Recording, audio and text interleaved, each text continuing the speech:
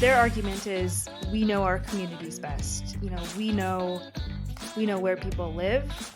I mean, that's their surface level argument. That also means that they know their voters and they know who's going to reelect them, right? A robot don't know the community like Alderman knows their community. Exactly. Hello, welcome to a very special holiday episode of the CloutCast. I'm Alex Nitkin, and I'm not exactly your host this week because instead of doing our typical interview with a newsmaker in Chicago or Illinois government or politics, my colleague, Daily Line reporter Erin Hegarty, and I just decided for what is now our 25th episode of the CloutCast to sit down and look back at the year that was in Chicago government. We talked about 4 of what we consider to be some of the biggest city council issues of 2021 and beyond. Those are, number 1, the long march to a civilian police oversight commission. Number 2, the ongoing decennial ward remap. Number 3, the city budget and American Rescue Plan spending. And finally, the issue of aldermanic prerogative and the city council's relationship with Mayor Lightfoot. In all 4 of those topics, we tried to both cast backward to the year that was and forward to what we'll be watching in 2022. So here is our conversation, which we recorded last Wednesday, the 22nd. How you doing, Erin? I'm good. Really ready for this year to wrap up and see what exactly 2022 has in store for us. Just like we were saying at the end of 2020, this has been such a terrible pandemic year. We're going to turn the page. We're going to move on. It's going to be a whole new year.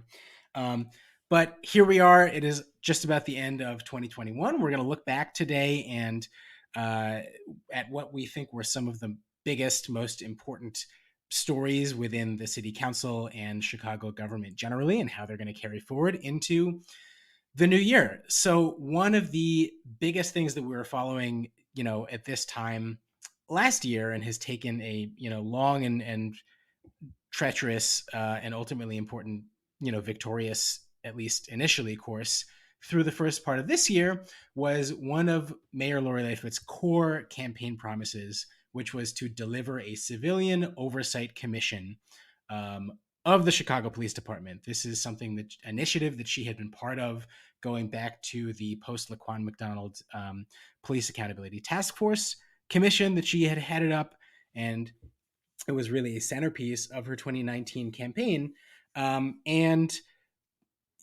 This time last year, it had really just been on hold. So I want to spend some time recapping a little bit and talking about how it got to the ordinance that passed in July. But first, you have a new story that came out on Thursday about what happens now. It feels like, this was such a big thing. It finally got across the finish line in the form of an ordinance in July. And then it seems like it sort of dropped out of the city's consciousness since then, pushed out by COVID and public safety and all these other things. But the clock is ticking and they've already missed some deadlines on this that were set out in the ordinance, right? So yes, the ordinance passed in July, and there was a deadline of November 1st of this year. And by then, the citywide commission that's created in this civilian oversight ordinance, it was supposed to be fully staffed by November 1st. So fully staffed, if you look, through the budget book, that's about 13 different positions that were supposed to be, in place, or I guess, maybe mostly in place by November 1st. And from all I can tell, it is not fully staffed. It is not even partially staffed from what I've heard, which hasn't been actually a whole lot that I've heard. And so this is, just to clarify here, 13 full-time support staffers who are working underneath the 7 volunteer or kind of semi-professional members of the Citywide Accountability Commission? Yes, that's correct. The citywide commission that is, tasked with, approving policy for the police department and, potentially, taking a vote of no confidence in the superintendent. So that's not staffed yet. And that was the November 1st deadline. And then by December 1st, and this is all, like I said, in the ordinance that, passed 5 months ago and was, drawn up by aldermen and proponents of a civilian oversight board. By December 1st, they were there was supposed to be a list of 14 candidates for an interim citywide commission that the city council's rules committee was supposed to have approved and sent to Mayor Lori Lightfoot for her consideration. And the mayor with that list is supposed to pick 7 members to appoint to this citywide commission. The rules committee has been busy because they are in charge of the citywide ward remap that is currently underway. Another of those major 2021 stories, and yes, it looks like a big 2022 story that we're going to be talking about in a minute. So this has been a charge of the rules committee to do this, and they just haven't been after it. So what happens next? So I talked to Alderman Harry Osterman, and he told me that backers or lead sponsors of the ordinance that sets up this civilian oversight commission, they will have posted applications for anyone who wishes to, or who meets the qualifications and who wishes to be considered to be a member of this citywide commission. And this would be an interim commission um, that's Right. appointed by the rules committee this way and then selected by the mayor. So those applications are supposed to be up.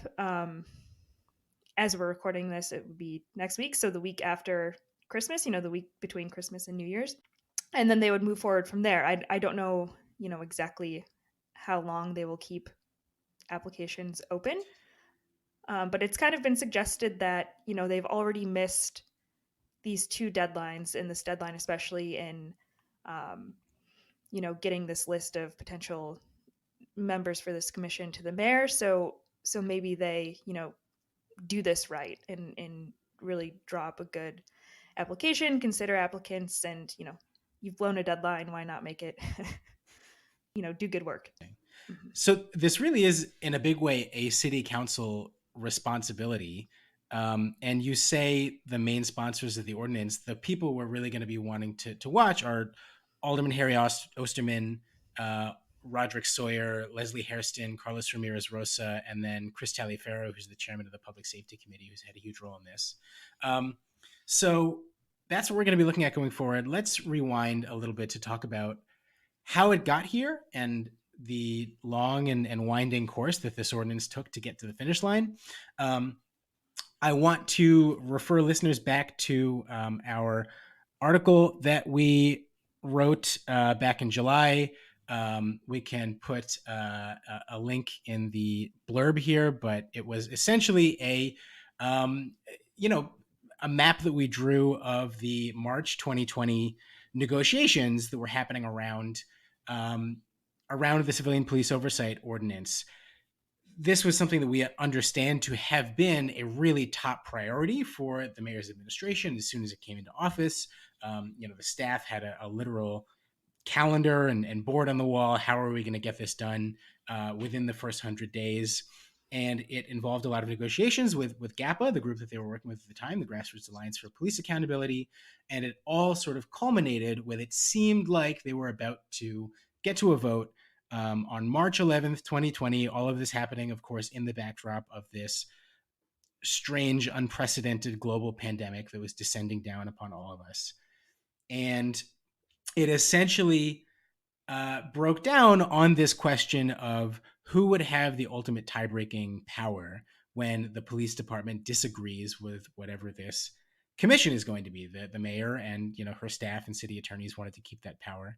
And the commission was saying, no, that's the whole point, is that a third party has to have that power and the civilians have to have that power. So that sort of sent everything back into a tailspin. Obviously, the pandemic threw everything else off of everyone's plate and everything just focused on that. And then the next, I think, revelation or step in that came in September, late September, early October 2020, when we're in a press conference or an event, and I actually got the chance to ask, what is next? What's happening in these negotiations, Mayor? And she said, we're moving on from GAPA. We're not working with them anymore. We're just going to do our own independent idea. We're going to put out our own draft. So then, months pass. It is January 2021 at this point, and where do things stand? Can you describe what this sort of like holding pattern was at this point, where the ordinance was? So I just want to point out one thing that is like very I didn't think about this until I started thinking about this, but we started off the year with GAPA and CPAC, which were two competing proposals from different Right. coalitions of aldermen and advocates for civilian oversight. We started off 2021 with both of those proposals kind of competing for, competing to win as the ultimate civilian oversight package that the city council passed. Right. So the mayor's administration was working with GAPA, and then there was also CPAC, the Civilian Police Accountability Commission. Can you just briefly explain what generally the difference was between the two? Yeah, so I mean, for what it's worth, the ordinance that was approved this year in July, it still reflects GAPA quite a bit. Yeah, at its Um, core, it's yeah, basically based on GAPA.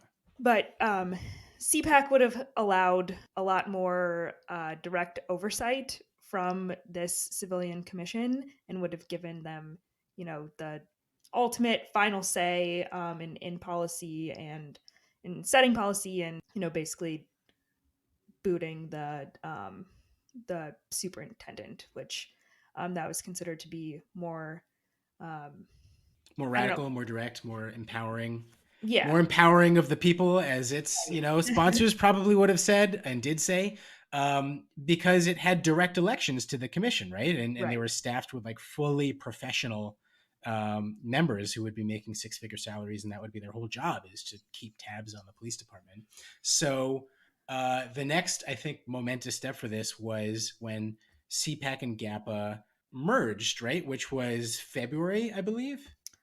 It was sometime in like the late winter or early spring.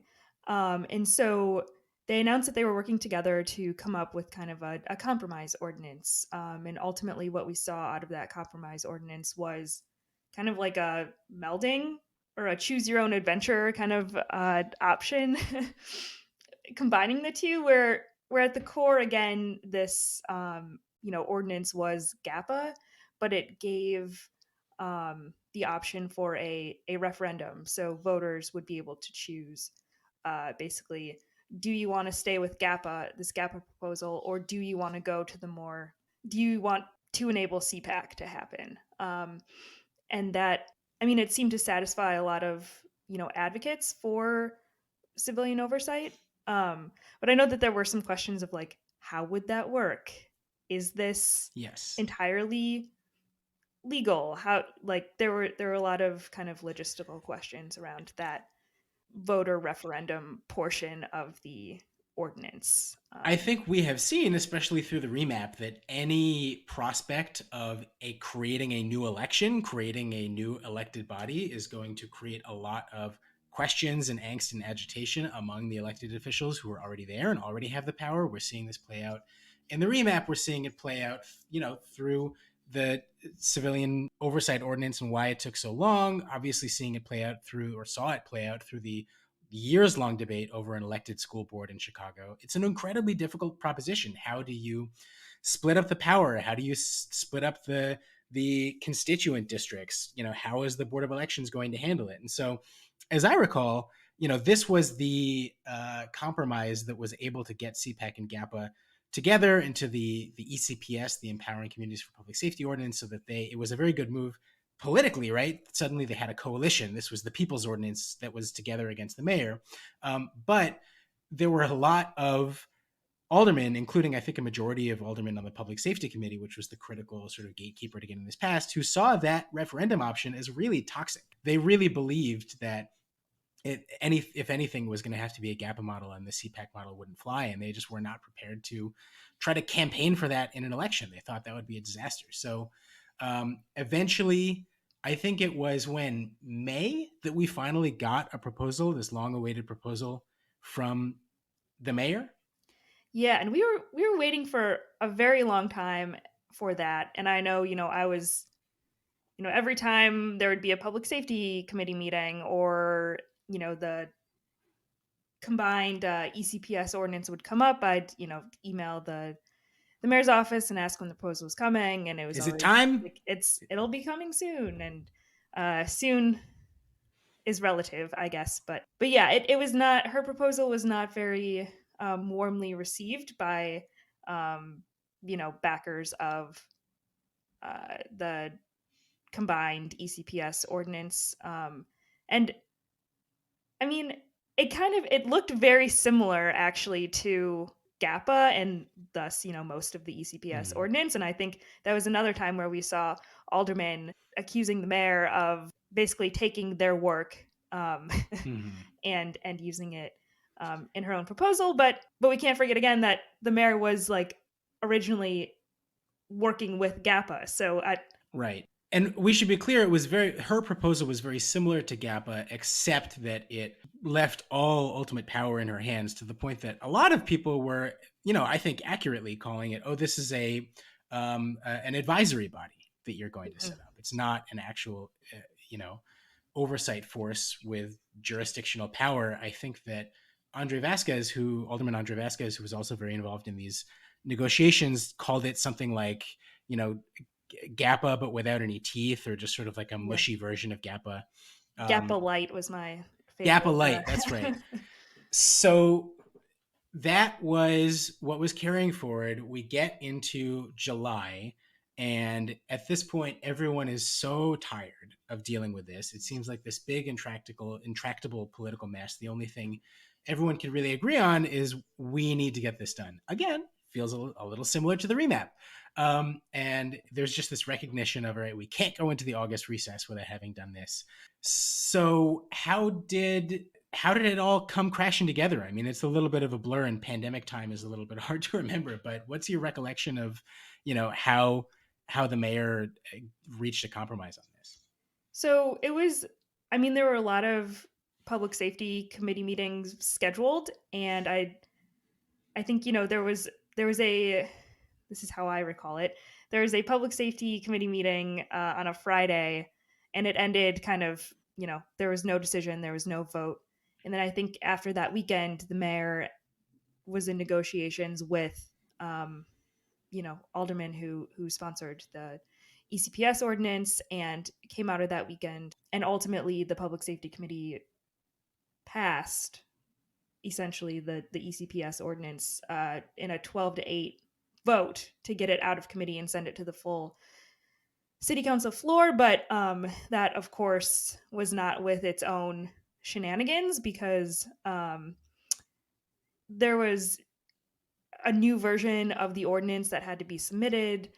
It wasn't submitted in time, so the substitute ordinance wasn't actually posted. But Mm-hmm. some aldermen who are generally pro police blocked the ordinance from being considered because the substitute ordinance wasn't posted, which is usually not, or the new version of the ordinance wasn't posted, and usually that does not stop aldermen from voting on things. So it was clearly some shenanigans, maneuvering going on to delay a vote, but it did ultimately pass out of committee. Right. And we should note that the 8 who were against it were all sort of aldermen from very police heavy wards, and who were more on, you could sort of say, the law and order side of things, who said that it was, folks like Alderman Nick Spizzato and Anthony Napolitano, and that crowd. So then let's just talk about the sort of final product, and then we can move on from this. It was basically, I think, the provision that got added that got the ECPS crowd to agree was essentially the mayor would continue to have veto power over any decision that is reached between the commission and the department, except the city council would be able to overrule her veto with a 2/3 vote, right? Right, and that's not anything new. Like Yeah. they can overrule a veto, but yeah. I remember thinking at the time that was really, it seemed like a real victory for the mayor, that it was very close to her proposal for it. Just because if you think about getting 34 aldermen lined up against the mayor on anything, that seems like a very, very tough proposition. I mean, she has struggled to get to, only 22 or 23 against her. But getting 34 against her just seems pretty much impossible with the city council. So none of this matters anyway if they don't get anything staffed up and actually going. So Yeah, and I just wanted to add the one thing that I heard when talking to aldermen about this as it was passed or right before it was passed. I was like, okay, so this gives the mayor veto power. Like, do you feel like you're giving anything up? Like, you're giving her power to do this, and their argument was basically like, is that would look really bad politically for the mayor to veto something that's approved by this commission, but because I mean, she still has not vetoed.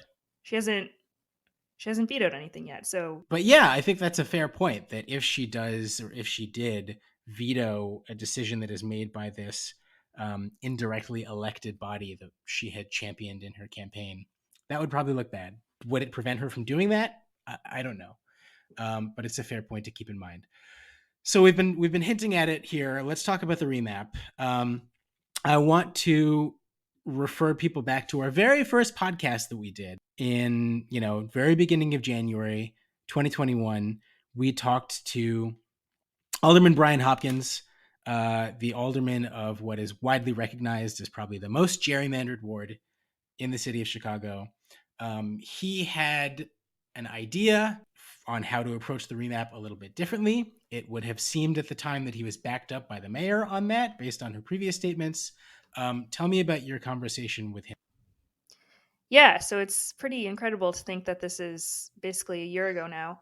Um, but yeah, Alderman Brian Hopkins, the second ward, uh, he and Alderman Andre Vasquez submitted this. I think it was a resolution calling for hearings on an independent mapping process. So he's thinking, months ahead. Obviously, this I don't even know that the remap was on most people's radar. But he wanted to start early a conversation on having, you know, taking aldermen out of the picture and drawing the city's 50 wards. And basically, he wanted a computer. He wanted software to draw um, ward boundaries, and that would, I mean, I've never seen it done, but that sounds pretty interesting to me. And computers, aren't up for reelection, so the thought behind that would be, take all the politics out of drawing ward boundaries. The idea is that you could have like an algorithm, you could put in inputs, which is like neighborhood boundaries, demographic groups, rivers, expressways, other natural boundaries like that. And you could just sort of punch them in and then have it give you something, right? Right, right. But then, surely that doesn't take into account like we've got to draw this weird arm of this ward so that this alderman stays in, their ward so that they, Mm-hmm. could potentially be elected. And yeah, it takes all the It all would remove all of the political calculations from the process, which many would argue is the whole point. But for someone who, their main goal is to stay in power and to be reelected, they're just not going to give up that power willingly. Um, so over the next couple months, we were very interested in the remap, and it seemed like the city council was just not. It was just not on their front burner. It wasn't their priority.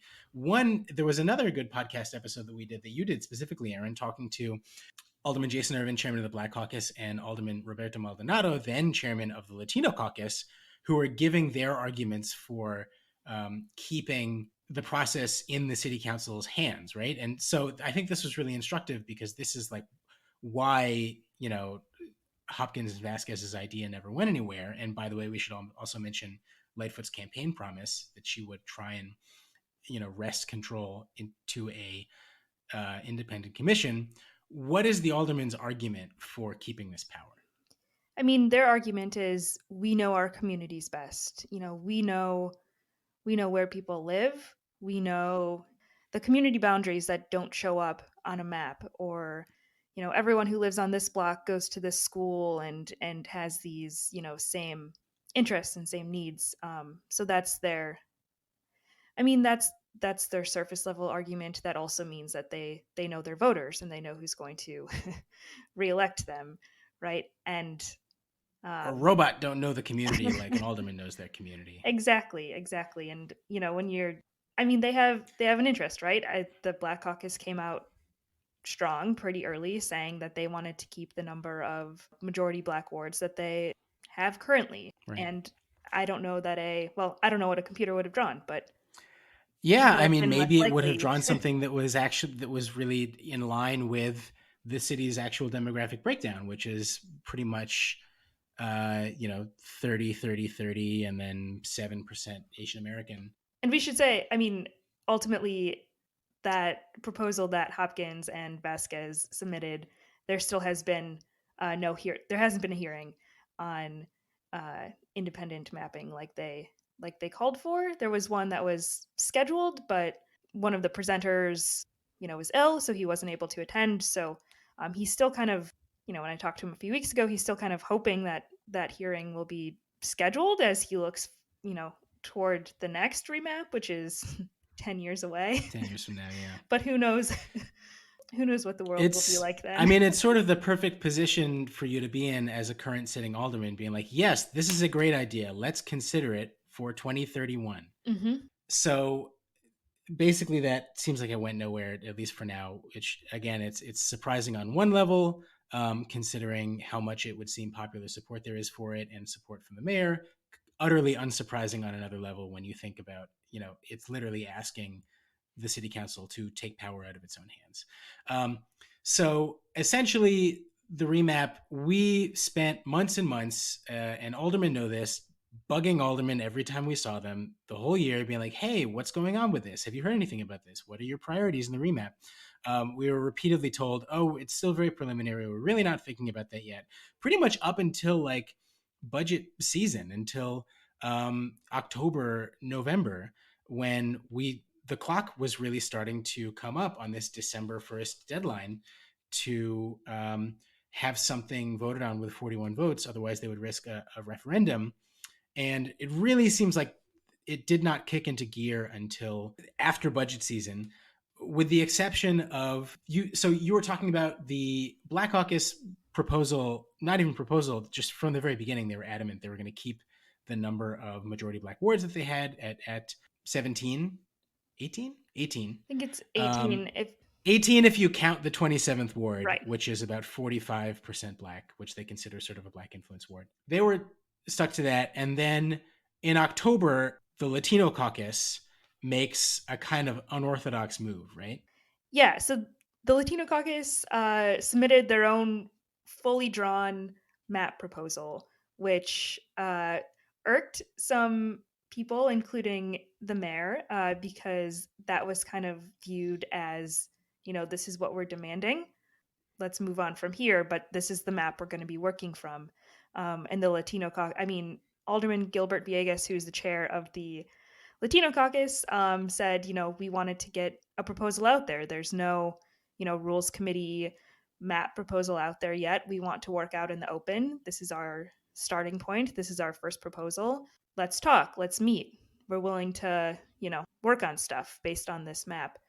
And I've asked around and like, I don't know if that's. I mean, there is no normal, is what I found in ward remapping, but it sounds like usually most of the mapping is done in the map room, and this was taking a different track. This was Yeah. doing creating a proposal outside of the map room where aldermen are invited to go in, draw their wards, and talk to. Work out their differences amongst themselves.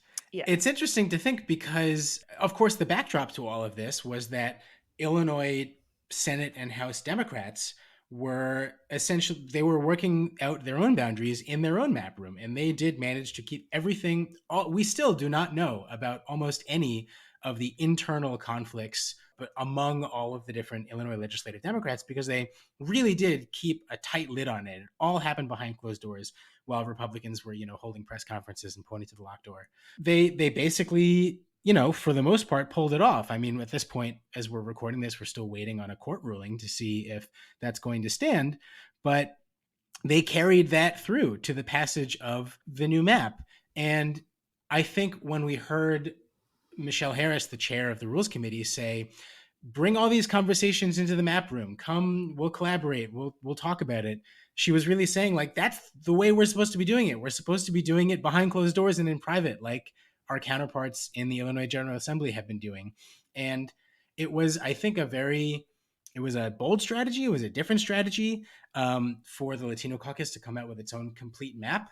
I think that for a lot of aldermen, it backfired. There were a lot of other alders who said, that was sort of like an act of bad faith, like they were going outside of the usual process and doing it for their own sort of cynical means. Obviously, the Latino caucus would argue otherwise, saying we're trying to shine a light on a very untransparent process. I think it really remains to be seen whether that strategy backfired. And if we do actually come to a referendum, maybe they will have the advantage of having come out with their map first, because it seems like the rules committee, and specifically Michael Casper, the legendary Mike Madigan's election attorney, who has been brought on by the rules committee to manage the internal map room official rules committee process, had been for a long time trying to piece a map together by only letting aldermen look at their own individual wards and their own individual boundaries.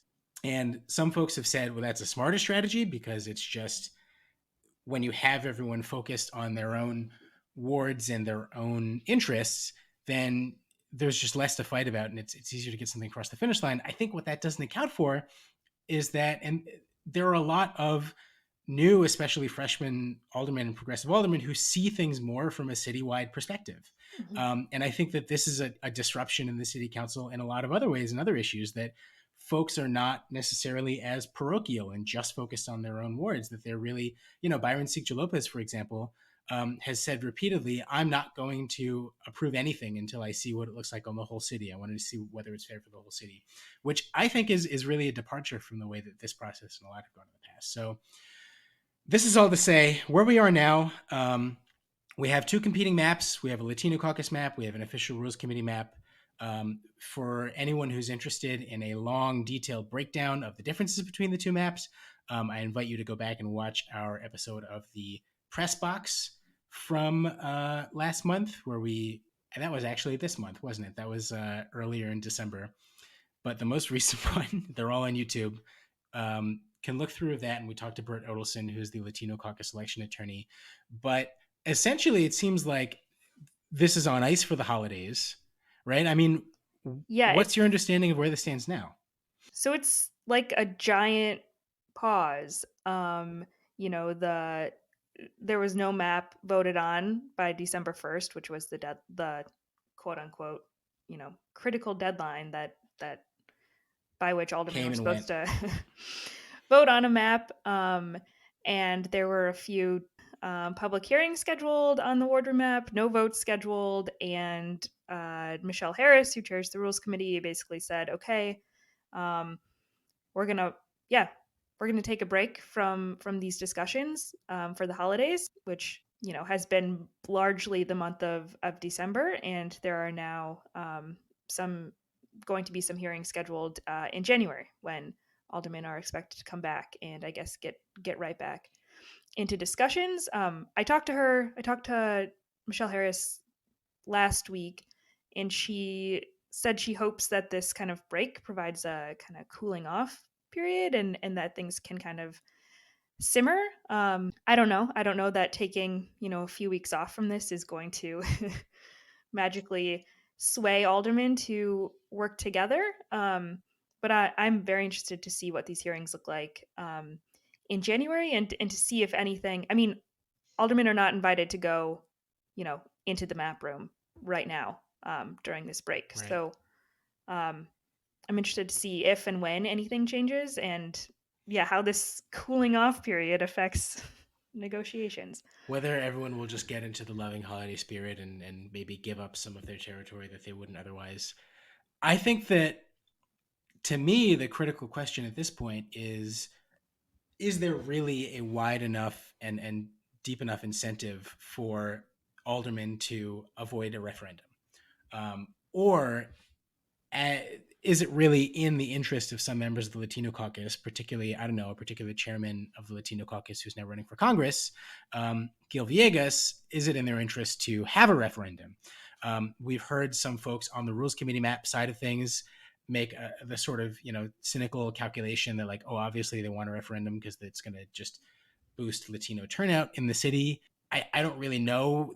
They still, everyone says that they're still at the table, that they want to avoid a referendum, but I think that's the question. How much, how badly do 41 aldermen want to avoid a referendum? Let's move on to talk about one of the other big stories from this year. In 2020, a big story was how was the city going to manage a massive loss of revenue that was incurred through the COVID-19 pandemic, and how were they going to cut and financially maneuver their way into a 2021 budget.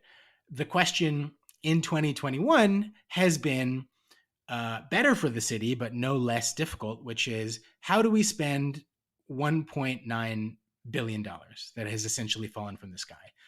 In other words, come from the federal government in the form of the American Rescue Plan Act. The city was on pins and needles for months and months, wondering whether more federal aid was going to come.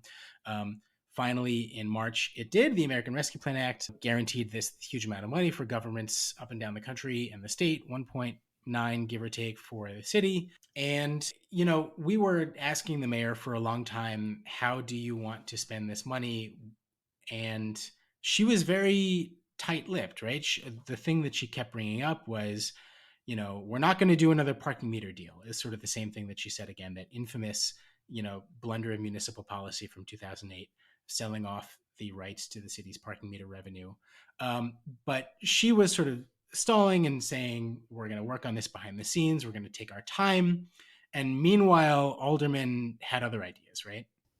Yeah, so a group of progressive aldermen submitted their own, again, fully detailed plan for how to spend the money, and they were saying, let's get, we have all this money, people are in need, let's get it out now. But that didn't, it focused a lot on, I think it was a lot on housing and kind of family direct, support for families and households in need. And this was That called the Chicago Rescue Plan, right? This came out over the summer. Yeah, and Alderman Daniel Espada, First Ward, I think was the main sponsor on that. But that, Right. and they, Alderman referred to that as how they wanted the stimulus money to be spent. But it didn't.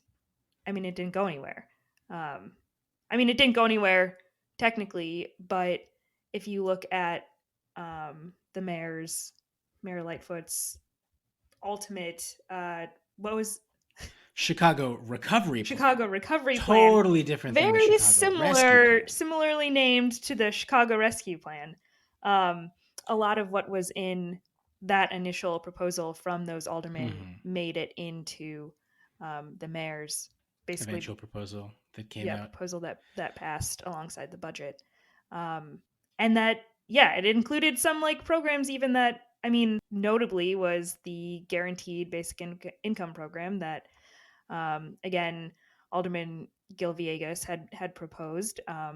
So this is in, I want to say, March, like right at the time that ARPA actually passed. Villegas comes out with this first in the form of a resolution and then ultimately an ordinance saying, this direct checks to Americans, stimulus checks, has worked so well. It's been such a good idea, both in terms of government policy and politically.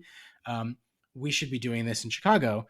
And was really going hard on this proposal for $30 million set aside from the ARPA funds to be used on a guaranteed basic income program, a 12-month, several thousand families would be selected, guaranteed basic income, monthly checks. And the mayor at the time, again, was very resistant, and she didn't directly weigh in. But one thing that I remember specifically her saying was, we want to be careful. We don't want to just throw money around, which I interpreted at the time as sort of throwing shade on guaranteed basic income.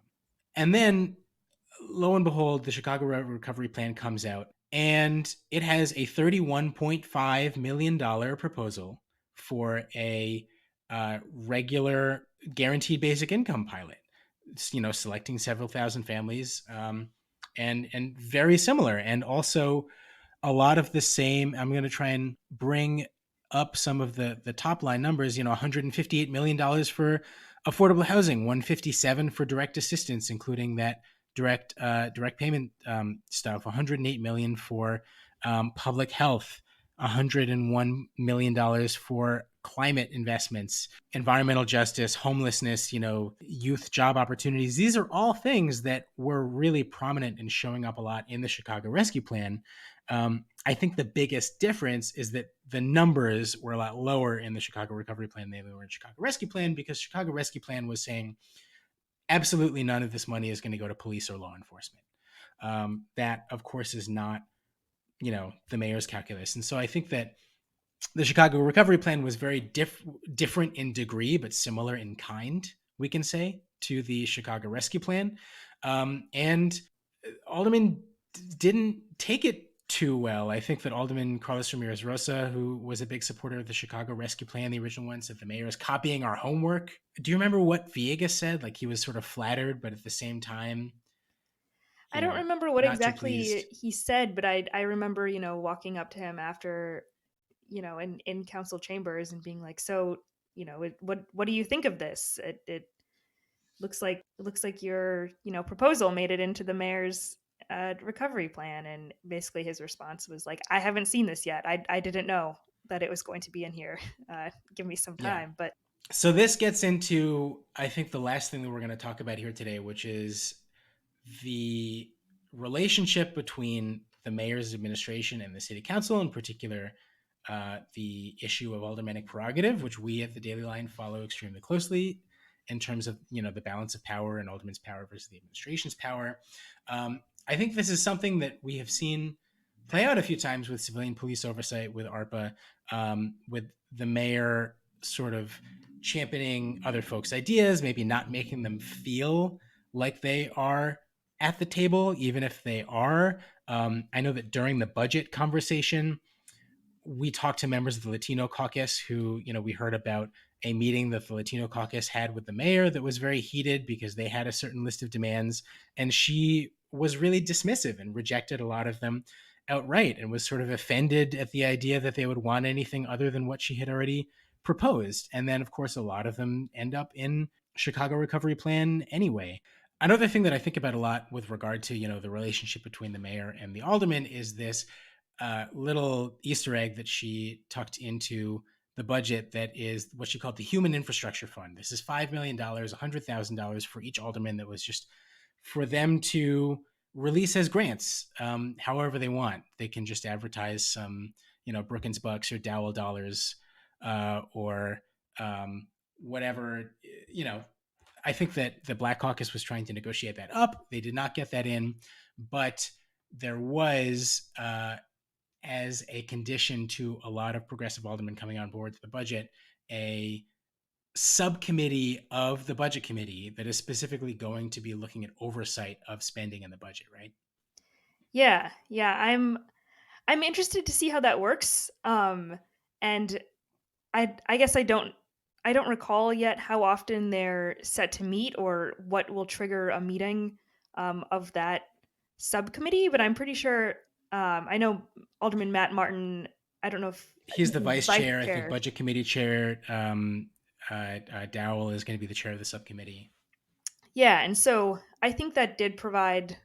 I don't know, because some aldermen were skeptical of some of the plans to use this money, and they're also wondering how will this one time, how will these one time funds be used for these programs that you know could be or prove to be useful, um, years down the line, even after this funding runs out. So, um, yeah, I am very interested to see how often this subcommittee meets and what exactly um, their role is, and whether, I don't want to say that they're taken seriously, but whether what they advise on, is actually heeded by the budget committee and city leadership as well. Right. I think this is also important in context with one of former Inspector General Joe Ferguson's parting uh, words of caution, was that, including in a previous CloutCast interview with us that folks should go back and listen to if they haven't, that the city council doesn't really have effective legislative oversight, that they don't really vet or put a screen on what the mayor and the administration are proposing. And so I think that some aldermen looked at this as an opportunity, this committee, to really test that and try out oversight. I know that that's something that Matt Martin, who's also the vice chair of the Ethics and Government Oversight Committee, has talked about. So we'll really have to see how active this subcommittee is. We know that there are other subcommittees, that structure has not worked so well thus far. At least I think one of the most memorable city council moments from this past year was the single meeting of the reparations subcommittee, um, which was dominated by public commenters uh, from an animal rights campaign. And we basically haven't heard anything else about potential reparations in the city of Chicago or through that subcommittee. So I don't know. Maybe we'll have to see if that was a something that they're really going to follow through on, or if that was just a fig leaf that was given to get aldermen on board, and things stay the same. So we'll be watching it. But on the question of aldermanic prerogative, I think that there are a lot of conflicts, little questions back and forth, pushback that the aldermen have against the administration and all kinds of things, especially related to like communication, collaboration, and are you checking in with me before you do something in my ward, that kind of thing. But I really think that it boils down to two kind of episodes uh, that I think of on this topic that happened this year. The first one, and this flew a little bit under the radar, but the Shy Biz Strong business relief package. This was a 90 something page bundle of deregulation measures and sort of business grant authorizations that was proposed um, in May, June, and passed over the summer. There was a fight over whether aldermen would still have control over a little talked about but pretty under the radar um, power, which is to authorize, sign, and awning what's called public way use permits, right? So, Erin, I mean, talk about what the process is now for I'm a business, I want to open, Alex's Pizza, and I want to put a sign out in front that says like fresh pizza here. What would I have to do? Yeah, so currently, if you would like to place a sign, over the public right of way, you have to apply for it, and it takes the form of an ordinance, and aldermen vote on these ordinances, and your local alderman can say, for whatever reason, no, I don't want this sign approved, and these ordinances get passed. I mean, there's no discussion about these signs and signboards ordinances that get passed every month. And I guess aldermen just assume that if it's made it onto this agenda, then the local alderman approves of this sign application. But a critique of that is it takes a long time for businesses to go through this Yeah, I process, mean, right? this was a big impetus for why the mayor wanted to take this power out of the hands of aldermen and put it into the Department of Business Affairs and Consumer Protection. We know from covering these transportation meetings every month, they are many, many pages long, literally hundreds of these items on them. And it's just a quick vote. Okay, let's approve all of these. But in the meantime, it means that businesses are waiting on average 3 to 4 months for their permits to be approved. It's been a huge thorn in the side of businesses operating in Chicago. And so Lightfoot says we're going to try and shorten this time by having folks apply directly to BACP instead of the city council. Some aldermen have a problem with that, particularly Alderman Brendan Riley, who's usually, an ally of the mayor. He's the city council president pro tem, who said, no, I think that aldermen sometimes know what the problem businesses are that don't, should not be getting these permits, and we want to be able to exert our power over them. Um, so there was over the summer, this is something that people can forget about. It was really critical, a 25-24 vote on which Riley succeeded, he prevailed, to peel off that one part of the ordinance into a separate ordinance, spin it off, and basically reach a compromise with the mayor where BACP would need a letter of permission. They would still have, the authority would still fall upon them, but BACP would need a letter of permission from the alderman to approve a new public way use permit. And if the alderman denies it, then the business applicant and BACP can still appeal to the whole rest of the city council to like push this through anyway. So that is what ended up passing. Um, it is sort of a question of, well, would the city council ever approve something over the opposition of one of their colleagues? Almost always the answer is no, but we got a different answer just a couple weeks ago when the city council approved an apartment development over the opposition of Alderman Anthony Napolitano. This is the Glenstar Apartments at 8535 Higgins, around the corner from the Cumberland Blue Line station out in the O'Hare area. This was, a pretty big deal, right, Erin? Yeah, it was big. Although, I mean, yeah, you had Alderman Anthony Napolitano saying, my community does not want these, you know, this apartment complex to be built. Um, and I'm going to say this kind of tongue in cheek, like in this great spot where, you're right next to the Cumberland Blue Line stop. It's easy for people to get, to and from wherever they work, especially if they work at O'Hare or, right off the Blue Line. Um, and he's been fighting this for a while, kind of saying, I know, you know, I understand you want to bring, you know, a diversity of housing and even affordable housing um, to the city, but my community doesn't want this specific development in this specific spot. And I think, I mean, you had the head of the housing department saying affordable housing is a citywide issue. You can't really pick and choose which wards it goes into, and especially on the far northwest side, it's perhaps needed.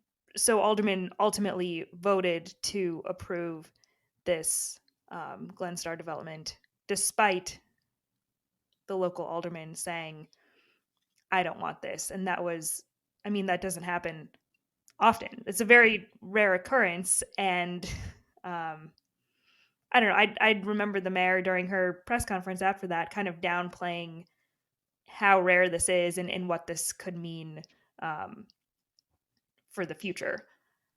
Right. So I asked her at this press conference, do you want this to set a precedent? Because during her campaign and into the beginning of her administration, she said, we are going to end aldermanic prerogative. And she signed an executive order on day one, ending so called aldermanic prerogative over routine permits and licenses and regular department functions. She also said that she was going to end aldermanic prerogative over zoning, the idea that any development that requires zoning approval in any ward is going to need that approval from their local alderman. And I personally, this is sort of my pet issues with her that I've asked her about over and over. Are you still pursuing this? Is it ever going anywhere? Because it really seems like this is just, again, not a power that aldermen are going to give up. And she always says, yes, this is still something that's on our radar and we want to attack at some point. And so I asked her at this press conference this month, do you want this to set a precedent? Is aldermanic prerogative over zoning a thing of the past now? And she said, well, no, this is specifically about this development. We need jobs and housing near the airport. And this was just a prime example of something that we needed. But then she said, anywhere that aldermanic prerogative essentially is a barrier to affordable housing, we are going to make it a priority to get affordable housing built all over the city. This is very important in the context of a federal complaint that is pending right now with the U.S. Department of Housing and Urban Development uh, by the Chicago Area Fair Housing Alliance, which has blamed aldermanic prerogative for an uneven distribution of affordable housing around the city.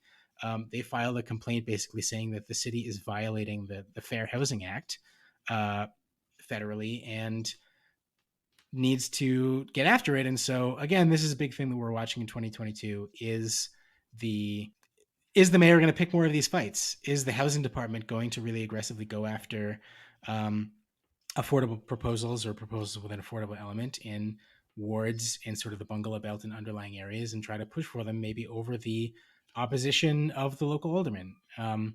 We really don't know yet. So that's 2021. I think Another obviously big issue and what is really consuming the city right now and consuming the kind of public conversation as we're recording this is public safety and the just horrifying rise in violent crimes that's gripping the city right now. It's sort of all that the political world and business world, it seems like, can talk about right now. I think that what I'm going to be looking at there is what, you know, how the mayor is planning on spending this federal money for the purposes of attacking this crime wave, essentially. We saw that the counties has come out with this comprehensive plan to basically push all of its ARPA money into what President Tony Preckwinkle considers sort of like the long game of attacking the root causes of violence, things like homelessness and poverty and joblessness. The mayor gave this address the other day where she talked about those issues, but really leaned more heavily on we need to crack down harder.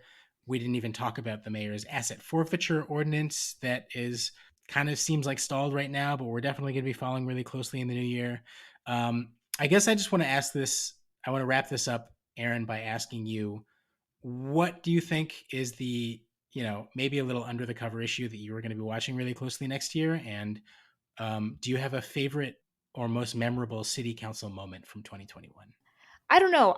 Like this is very maybe insidery, but I would like to see. I mean, okay, so we're in what the fifth wave of COVID right now. Omicron is taking hold.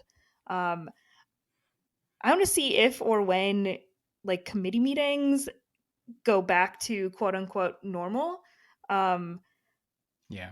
I, I mean, I've only covered this city council mostly virtually, and I'm just really interested to see how what has happened, during the past almost 2 years in the pandemic affects how the city operates um, going forward, if slash when we come out of this. And I mean, yeah, just in general, that's what I'm looking for. What have we learned from the pandemic that will help us, operate better and will help, open city government up to more people. I mean, being able to tune Right. in and participate virtually, I think, has been a huge um, benefit to not only elected officials but to the public as well. My favorite city council moment. Um, I have no idea. I don't even know if I guess maybe my favorite city council moment was the first city council meeting that I actually got to cover in person, which was, you know, thrilling to go back to the office, so to say, because I was covering a lot of them virtually. And it's just so much more interesting to be there in person on the floor, seeing who's, going over to whose desk and talking to who, and even just getting to hear some of the comments that aldermen mumble under their breath or will turn, to the press box and say. Mm-hmm. And yeah, just kind of the rush of being in the press room among other reporters. I think, that doesn't necessarily have to do with any legislation that was passed or arguments that were had, but um, yeah, just being back or being in City Hall has been great. Yeah. I mean, so you joined us really at the height of the pandemic and we're just following things remotely with the rest of us for a long time. And then we finally got to go back into the, in-person city council meetings when they started up again earlier this year. And it's a tricky proposition because like you were saying, there are a lot of benefits to everything being virtual. It's more accessible. You can see everything that's going on, but you can't see everything that's going on, like the sort of important side conversations and personal touches and body language that we see happening in person. Um, I think that for me, I'm always going to remember the city council meeting um, when the another big story from this past year that we didn't talk about, the push to rename Lakeshore Drive to what is now Jean Baptiste Point du Sable Lakeshore Drive. The month before, the city council ultimately reached a compromise with the mayor and passed something. Alderman Brian Hopkins and Ariel Raboiris deferred and published the proposal. They delayed it, and Alderman David Moore responded by just sending everything to the Rules Committee, dozens of ordinances, just knocking them off course. It was a real, just like bonanza of parliamentary maneuvers that seemed to just sort of break down the whole system. And it was one of those moments of like, is this really how our government works? I had never seen anything else like that. Then I think Anthony Beale pulled something similar, or tried to at least, in a subsequent month. But yeah, this legislative body never ceases to surprise. Yeah, what yeah, I And guess maybe another question could be, what is your favorite parliamentary maneuver that was pulled this year? oh Because man, there were lots of them, and with that you learn a whole lot about the city's um, rules of order. we have more studying up on the city council rules to do next year. We have more meetings to cover, lots more business to attend to. We hope that it can be in person. We can see everyone again. We can hang out with uh, reporters and sources and readers and listeners, and that everyone will continue to stick with us and follow us as we try to illuminate what's going on in this very, sometimes Byzantine, complicated process of government in the city of Chicago. Erin, thank you for spending this time in what is now, a couple days before Christmas, and It's we'll fun be back at it in 2022. fun to recap everything that happened in this year that felt like 5 years, truly. So that is a wrap for us in the year 2021. I just want to thank everyone who has been listening, reading, or following during this tumultuous year, whether you support our work by being a paid member, or you get our daily free newsletter, or listen to the CloutCast. We could not do what we do without you, and we are so grateful to be a part of your news world. We've posted links below to all the previous CloutCast episodes that Erin and I mentioned, as well as the December 3rd episode of The Press Box, where we talked about the remap with election attorney Bert Odelson and WBEZ's Mariah Wolfman. We want to wish everyone a happy, healthy, and safe new year. We will be back in your inbox and in your ears with new episodes of the CloutCast in 2022.